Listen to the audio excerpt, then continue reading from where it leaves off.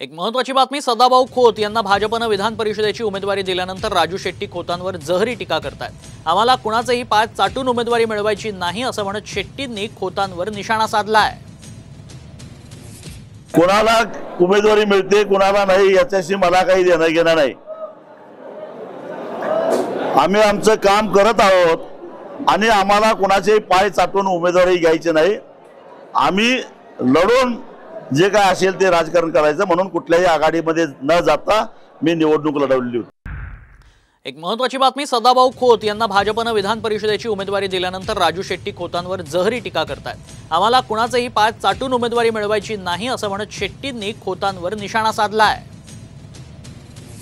कोणाला उमेदवारी मिळते कोणाला नाही याच्याशी मला काही देणं घेणं नाही। आम्ही आमचं काम करत आहोत आणि आम्हाला कोणाचेही पाय चाटून उमेदवारी घ्यायची नाही।